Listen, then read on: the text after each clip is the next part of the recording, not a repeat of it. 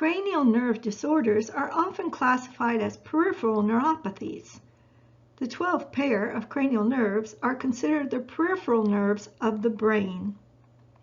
The disorders usually involve the motor and/or sensory branches of a single nerve. Causes of cranial nerve problems include tumors, trauma, infection, inflammatory processes, and unknown causes. Your textbook discusses 2 cranial nerve disorders, and they are trigeminal neuralgia and Bell's palsy. Please make a point of reading your textbook beginning on page 1421. When performing a comprehensive neurological exam, examiners may assess the functioning of the cranial nerves. In addition to the mental status exam, when performing these tests, examiners will compare responses of opposite sides of the face and neck. Instructions for assessing each of the cranial nerves will be presented in this PowerPoint presentation. The cranial nerve assessment is an important part of the neurological exam, as cranial nerves can often correlate with serious neurologic pathology. This is important for nurses to know how to test cranial nerves and what cranial nerve assessment abnormalities may indicate. This becomes especially important when evaluating potential new strokes.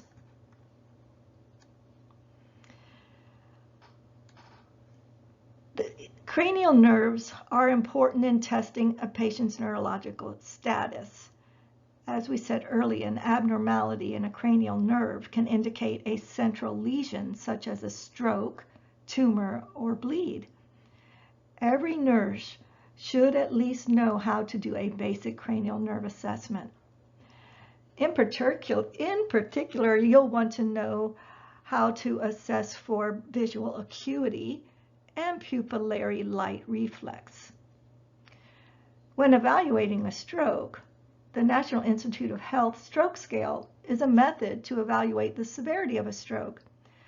This stroke scale walks you through evaluating many of those cranial nerves, but not all of them.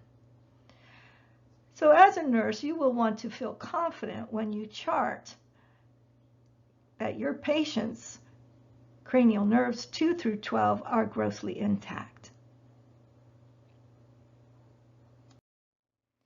Cranial nerve 1 is the olfactory nerve.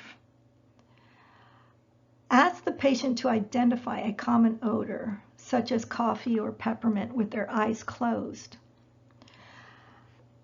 Formal assessment of the ability to smell is generally omitted from the cranial nerve assessment, unless, of course, there is a specific complaint. But let's go through the steps regardless.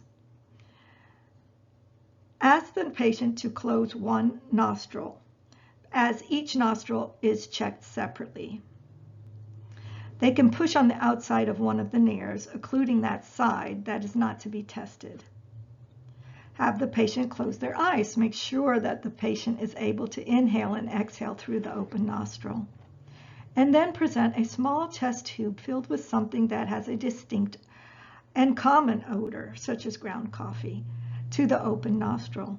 The patient should be able to correctly identify the smell. If you wish to test olfaction and don't have any substances-filled tubes, use an alcohol pad as a screening test. Patients should be able to identify its distinctive odor from approximately 10 centimeters. Cranial nerve number 2 is the optic nerve. This nerve carries visual impulses from the eye to the optical cortex of the brain by means of the optic tracts. Testing involves 3 phases. But most importantly, I want you to associate this cranial nerve number 2 with acuity. Acuity, each eye is tested separately. If the patient uses glasses to view distant objects, they should be permitted to wear them. Okay. A Snellen chart is the standard wall-mounted device used for this assessment. Patients are asked to read the letters or numbers on successively lower lines, each with smaller images, until you identify the last line, which can be read with 100% accuracy. Each line has a fraction written on it. 20/20 or 20/20 vision indicates normal vision. For example, a 20/400 means that the patient's vision 20 feet from an object is equivalent to that of a normal person viewing the same object from 400 feet. In other words, the larger the denominator, the worse the vision. Cranial nerve number 3 helps the eye to move, but it also innervates the muscle which raises the upper eyelid. This can first be assessed by simply looking at the patient. If there is cranial nerve 3 dysfunction, the eyelid on that side will cover more of the iris and pupil compared with the other eye. This is referred to as ptosis. It's spelled P-T-O-S-I-S, but pronounced ptosis, drooping of the eyelid.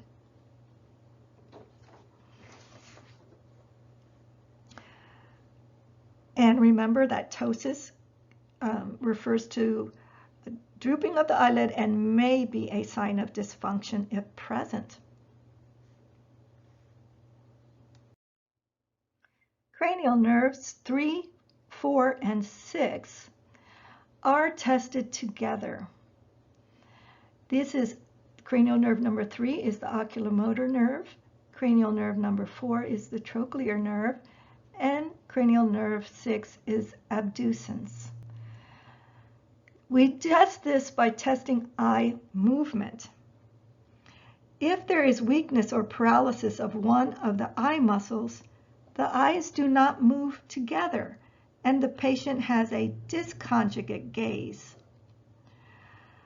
So the examiner can ask the patient to follow his finger as it moves, making a cross and then making an X, looking for movement, conjugate movement through all the different fields of vision. The presence and direction of nystagmus are also observed at this time. Nystagmus is fine, rapid jerking movements of the eyes. Other functions of the oculomotor nerve are tested by checking for pupillary constriction and for convergence, meaning that the eyes turn inward, and accommodation that the pupils constrict with near vision. To test pupillary constriction, the examiner shines a light into the pupil of one eye and looks for ipsilateral constriction of the same pupil and contralateral consensual constriction of the opposite eye.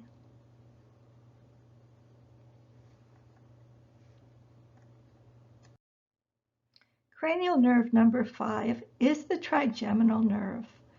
We will want to test both sensory and motor function. First, let's test sensory function. Ask the patient to close their eyes and then use a wisp from a cotton ball to lightly touch their face, forehead, and chin.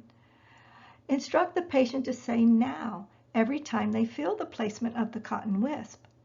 The expected finding is that the patient will report every instance the cotton wisp is placed.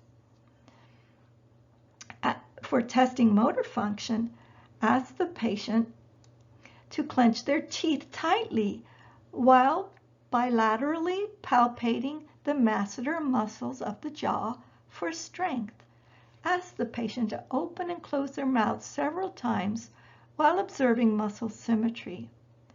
The expected finding is that the patient is able to clench their teeth and symmetrically open and close their mouth.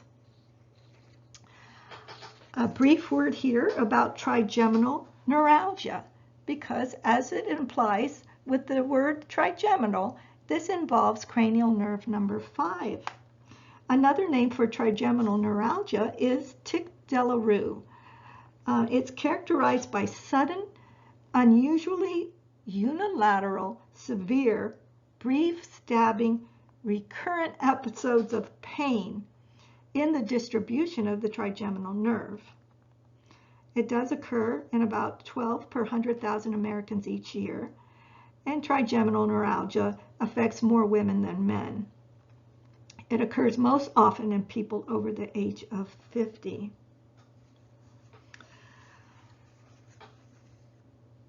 And as we go forward, we'll talk about a more advanced technique that can be done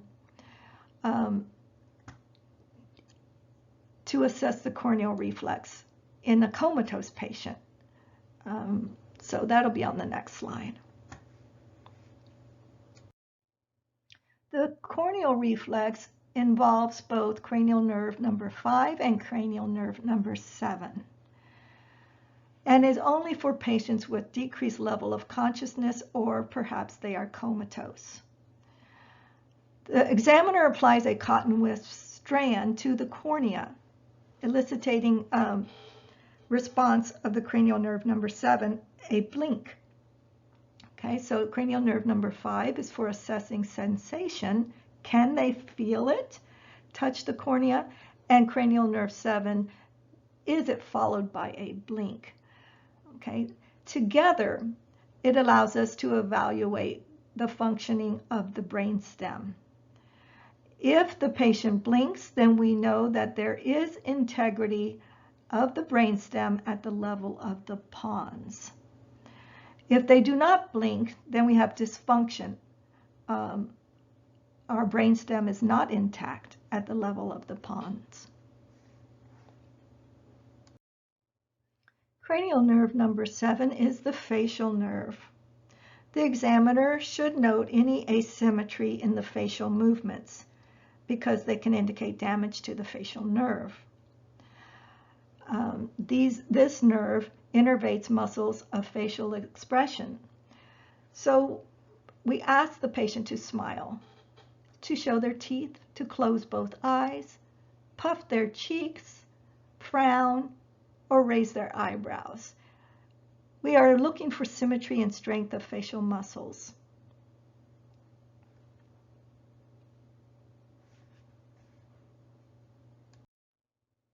Cranial nerve number 8 is the acoustic nerve.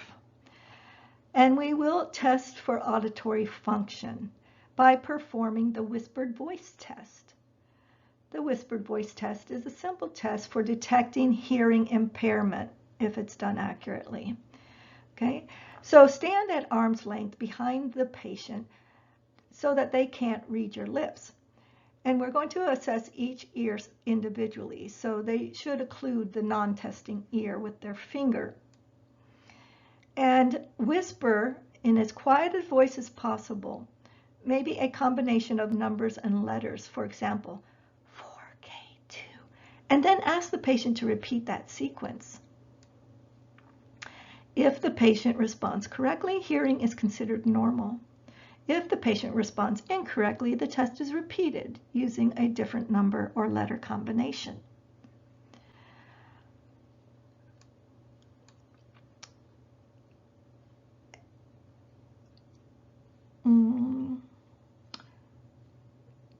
The best test to diagnose hearing loss or hearing testing should be done with audiometry.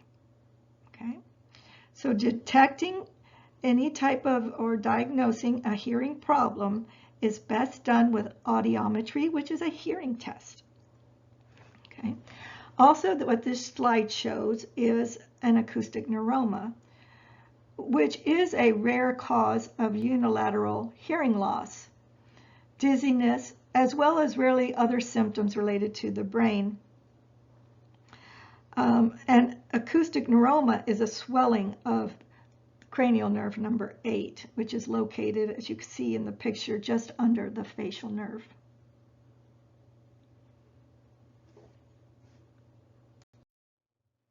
Cranial nerve number 9 is the glossopharyngeal nerve, and cranial nerve number 10 is the vagus nerve. Both innervate the pharynx. For assessing the glossopharyngeal, ask the patient to open their mouth and say, ah, and note the symmetry of the upper palate. The uvula and tongue should be in a midline position, and the uvula should rise symmetrically when the patient says, ah. Cranial nerve number 10 can be assessed by using a tongue blade to touch the patient's posterior pharynx and observing for a gag reflex followed by a swallow. The glossopharyngeal and vagus nerves work together for integration of gag and swallowing. Again, be reminded that we're only going to do the gag reflex on patients with a decreased level of consciousness. Okay? Otherwise, if they're alert and awake, we can simply ask them to say, ah, and observe that symmetrical rise of the soft palate and uvula.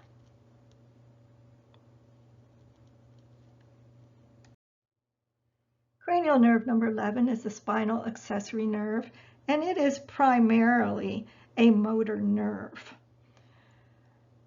We can test the sternocleidomastoid muscle.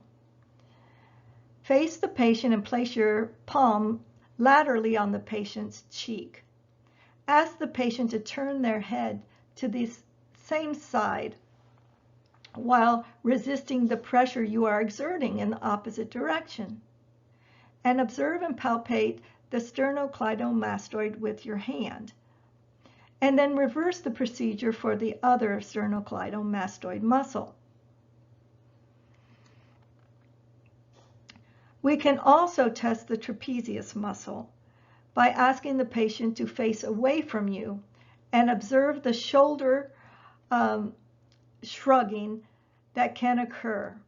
You place your hands on the patient's shoulders and press down, as the patient is instructed to elevate or shrug their shoulders against your pressure that you are applying.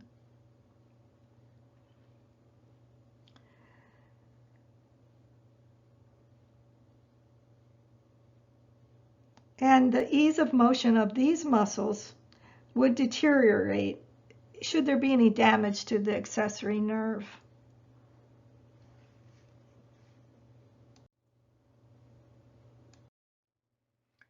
Cranial nerve number 12, or the hypoglossal nerve, can be assessed by asking the patient to protrude their tongue.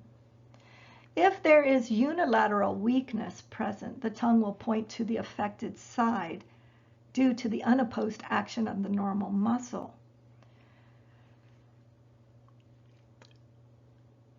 Okay, so we would like the tongue to protrude in the midline. A deviation from that would indicate dysfunction.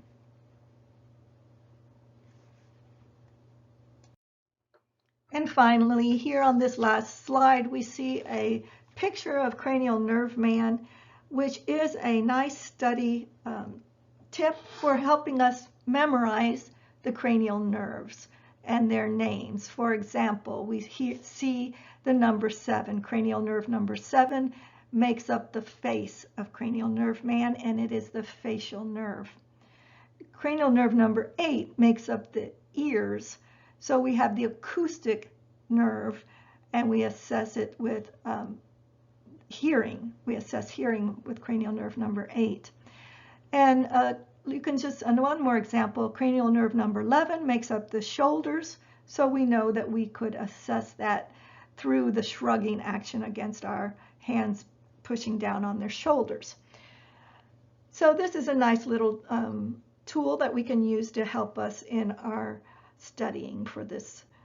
Make sure you know the cranial nerves, but more so than that, make sure you understand how we would assess them, as you will have several questions at least on assessing the cranial nerves.